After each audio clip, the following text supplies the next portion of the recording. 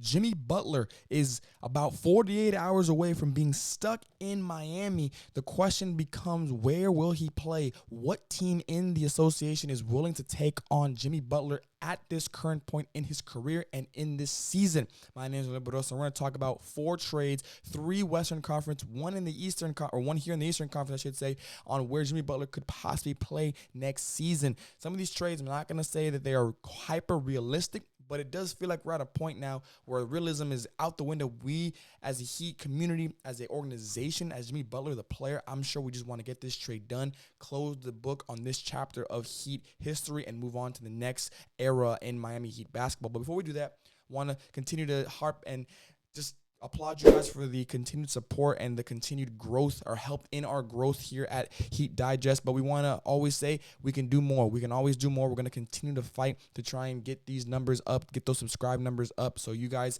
can continue to enjoy the content that we are providing you guys and that we love to provide for you guys. So make sure you're hitting that subscribe button and make sure that you're always coming back to tune into the newest and most up-to-date episodes regarding the Miami Heat and what in the world is going on right now with regards to them and Jimmy Butler. We're going to start in the Eastern Conference here when we talk about teams that could possibly make a trade for Jimmy Butler. And it's a trade that I've already kind of talked on a little bit in the past. It is, of course, the Milwaukee Bucks getting Jimmy Butler here. In this trade, the Bucks would get Jimmy Butler. The Heat would get Chris Middleton, Bobby Portis, a 2031 first-round pick, the more favorable of either Miami or Milwaukee, and then 2 second-round picks in 2029 and 2031, both from Milwaukee. The Pistons would be kind of that third team, and that pretty much are going to be all 3-team trades in this situation, especially with Jimmy Butler's just reluctancy to play anywhere, even though he said that he doesn't mind playing for any team.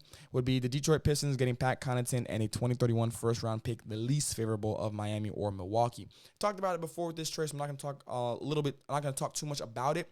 I think it's more of a lateral move. I would give it maybe a C+. I don't think it's a horrible trade, because in the end, you get off Jimmy Butler's contract. You get off Jimmy Butler. Forget the contract. You get off Jimmy Butler, the player right now, which has kind of just been looming over the organization, even though we've had some high points. Tyler Hero being an all-star this year. Bam Adebayo, even though he hasn't had the best season, he's finally turned it around a little bit in these past few games here. You got to focus on the development of Khalil Ware, Jaime Jaquez Jr. You saw some other trade pieces in this organization if you play your cards right. So you just really want to get off the Jimmy Butler situation right now. So this would definitely be a trade that does that. You're bringing Chris Middleton, not a needle mover, but again, a lateral move, because I don't think with Jimmy Butler on this roster or the way it's been going right now, or Chris Middleton, we're still a playoff team, play-in team that could be feisty, a tough out in a first round, 6, maybe even 7-game series, depending on the matchup. Could be a tough out in the second round if we get to that point. Bobby Portis, a rotational player, someone who has trade value, and he can even be flipped in the offseason. Once we get to that point, you get a first round pick, you get some second rounders to help you in future trade assets as well. So I do think it's very favorable for the Heat. Again, the Bucks get a third star to pair with Dame and Giannis. Detroit gets a first rounder, and they also get a rotational player that could, again, have value in the trade market as a wing defender that can knock down the open shot and play in the right system. Give this trade a C+ at best. Nothing crazy here. But now we'll move on to the Western Conference, and this is where things get a little bit more interesting. 3 teams that I believe could trade for Jimmy Butler and be a part of the next chapter in his career. We're going to start with the Denver Nuggets, a team that you don't really hear too much about. It's a 9-player deal. No picks involved. It's Denver, Minnesota, and Miami. Denver would get Jimmy Butler and Josh Richardson. Miami Heat would get Michael Porter Jr., Julius Randle, Zeke Naji, Vlatko Kankar, and Minnesota would get Russell Westbrook, Duncan Robinson, Haywood Highsmith. Now, I'm not going to sit here and say this is a realistic trade or a trade that should be done by everybody involved. If you're Minnesota, I don't like this trade for you at all. I don't think, I know Westbrook is having a very good kind of resurgence in his career. I do think it's a big part of that is playing with Jokic, but he has put up the numbers. He's been very, very effective, whether coming off the bench, starting in the starting 5. Duncan Robinson, you need spacing if you're Minnesota right now. And Haywood Highsmith, defender who can also stretch the floor when he's hitting his jumpers. So it's not a horrible trade for Minnesota, but you do wonder spacing situation with Westbrook and Ant, will it work out? I do think defensively and athletically, you have one of the best backcourts, talking about athleticism between Westbrook and Anthony Edwards, even at this point in Westbrook's career. But I don't know if it checks all the boxes per se. For Miami, You love this trade. You get Michael Porter Jr. You go from a aging star in Jimmy Butler to possibly a second best, already proven third best player on a championship team. Julius Randle, spacing issues again come up there, and the contract situation might not be the best for Miami. You do get the ability of playing some small ball and very interesting lineups when you have Bam, Julius, Michael Porter Jr., Tyler Hero, and then you figure out that one spot, if it's Terry Rozier, if it's maybe you move Tyler to the one, you've got Jaime Jaquez in there, you still have Khalil Ware off the bench. Here's an interesting little combination you can make there. I don't necessarily love it for the Julius Randle side of things, but Michael Porter thing I think is just too high to pass up on. And I do think Randle, if he has a good enough stint with Miami, I do think he can thrive in this environment, even though we've proven that it's not for everybody. I do think it is for Julius Randle, and he could be a very interesting addition to the Miami Heat culture. For Denver, you get Jimmy Butler. You go from Michael Porter Jr. to Jimmy Butler. Maybe some people will argue it's a downward move, but I do think you got to look at the fact that Jimmy Butler, I don't think he is expecting another payday, especially after this debacle. He could, and I understand why, given his resume and his track record of being a playoff performer and being someone who can close games out for you, especially if you're your third best player on the championship team. I just don't know if you necessarily love it. Now, contract-wise, that's why I think Denver could do it, because Michael Porter Jr. is going to want to get paid. He's already been paid. He's going to continue to want to be paid. And as he goes into the prime of his career, Jimmy Butler, again, on the downward side, you could maybe negotiate a much friendlier deal, as friendly as you can be when it comes to Jimmy Butler. And Josh Richardson, another rotation player, a ball handler off the bench, who, if he cracks the rotation, I think that's more of just making sure the contracts work. This trade, for Miami's sake, I would give it a B-, simply because the Porter addition is really, really good for me. Like, I like that for timeline sakes. I like that too. It's a high risk.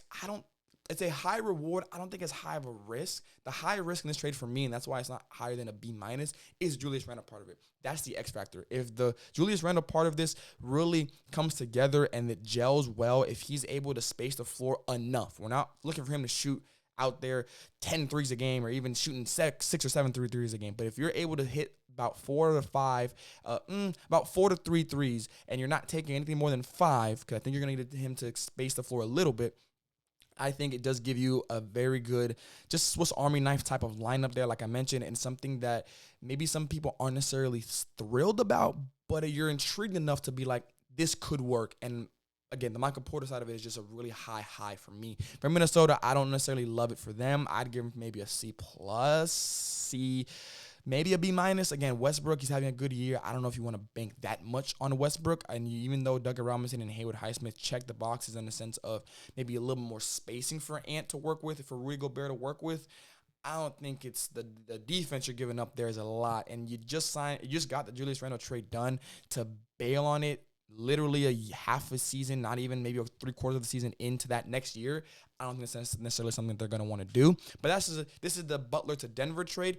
Now we go over to, of course, everybody's most anticipated trade, Butler to Phoenix, but it actually ends up with Beal going back home to Washington.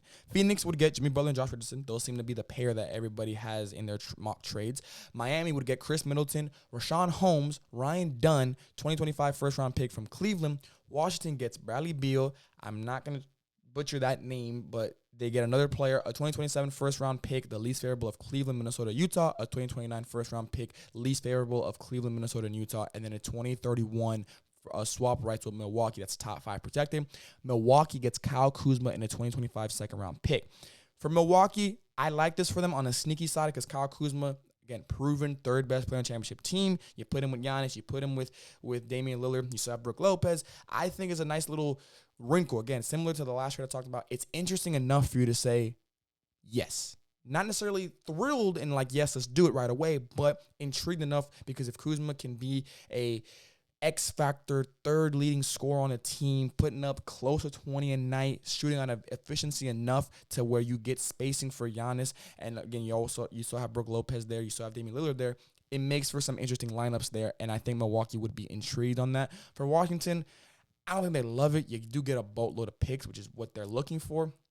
They've proven to be able to trade Bradley Beal once. Who's to say they can't do it again? So not thrilled for them. I'd give it, because you get so many picks, maybe a B, because, again, you've proven to be able to trade Bradley Beal once, and who's to say Bradley Beal necessarily want to stay there. So I do think that's a situation where it works out for Washington in the end. For Miami, I'm giving this one a B minus, a B as well, because, again, Chris Middleton, lateral move for me from Jimmy Butler at this point in their respective careers.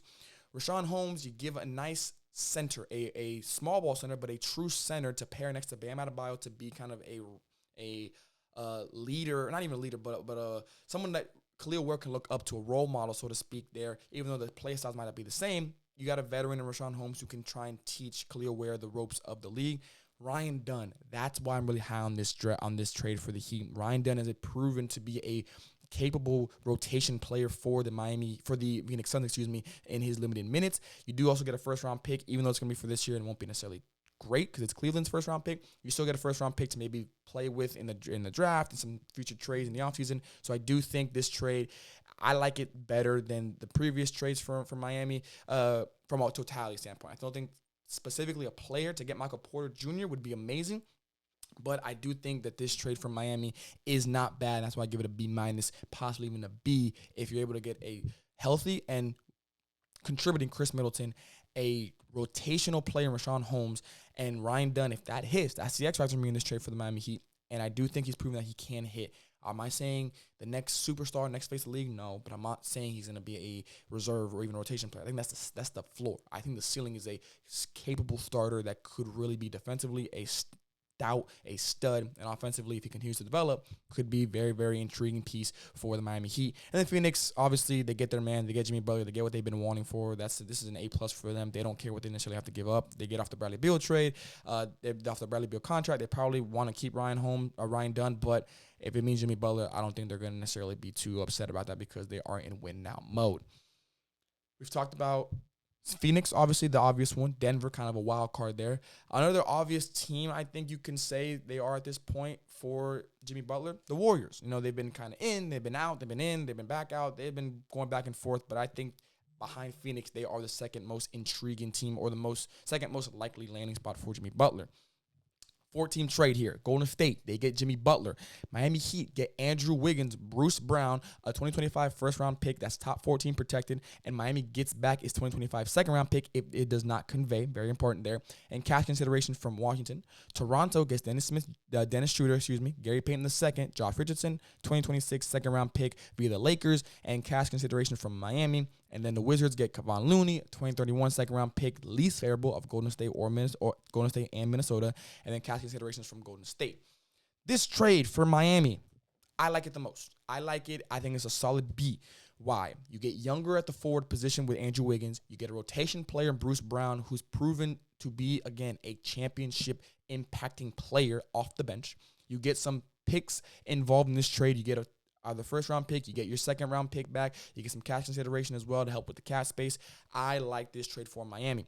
It resets the timeline a little bit, just enough to where it makes sense now to have Tyler, to have Bam, to have Jaime, to have Khalil Ware, to have these guys together, and you're now building something for the future where I don't think you have a star in there. I think Tyler Hero has proven to be the second-best player on the championship team. I think that is where he's reached now. If he makes another leap, I'm all here for it, obviously. If Bam can be more consistent offensively, I'm all here for it. But we're going to go with what history has showed us. And what it showed us is the fact that right now you have the skeleton, the foundation of something interesting and something that teams or players out there that are younger and looking for help or looking to play somewhere that they feel they can win a championship would like to play for. So I do like this trade from Miami. I think this might be the best one out of the four I've mentioned so far from a totality standpoint. Again, individual player, I love Michael Porter Jr. over Andrew Wiggins. I like him more. I just do, even though there might be some injury history there. The contract might not be ideal.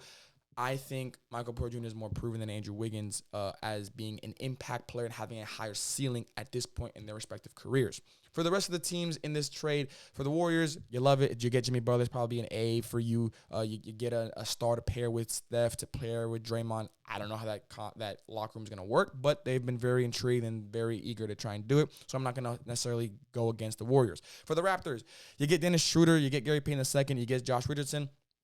I think for them, they're in a situation where they're in no man's land, but you do get all three of those players, maybe more so Dennis and Gary Payton the second, have some trade value you can probably flip in the back end, and you do get a second round pick to try and help for some trades later when they're trying to pull the trigger on something that they really like. So I do think this helps in that aspect of it. Don't necessarily love it for them, but I think that they'll look at it and say, okay, we have Dennis Schroeder, we have Gary Payton the second, rotational guys. They can maybe help the younger guys develop, help the younger guys kind of get used to the association until we find another landing spot, another trade destination for them.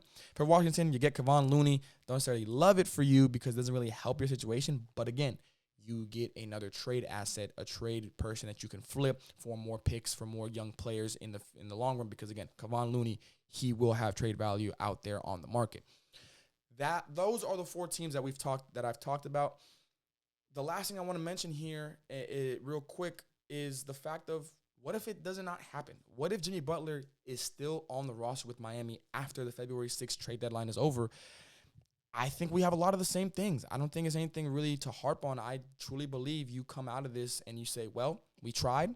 We got to wait till the offseason. I don't think you bring Jimmy back onto this team, though. I just don't think you can because it's been too much drama circulating. If everybody's going to be professional about it, at the end of the day, Jimmy Butler is going to have to try and do what we've all been telling him to do. Hoop. Go out there and, as Brian Windhorst said, kill. Go out there and do what you can do and prove to us being the Heat, fans and the organization, the league as a whole, that I can still do that. I am still that type of player. You just have to give me the opportunity to be that. That's probably the last case scenario. That's probably we tried everything else. We're here. How do we do it? But again, that's on Jimmy Butler. That's going to be on his decision if he decides to come back and be the Jimmy Butler we want him to be and hope he does, or if he's going to be the Jimmy Butler that we've had for the past few months now of I want to get out of here and I'm going to make it as uncomfortable until I get what I want. But those are the four trades. Let me know in the comments which trade you guys like the most, which trade you guys like the least, what trades you kind of fix around a little bit more. If there's another team out there you're more intrigued about. But we'll catch you on the next episode of Heat Digest.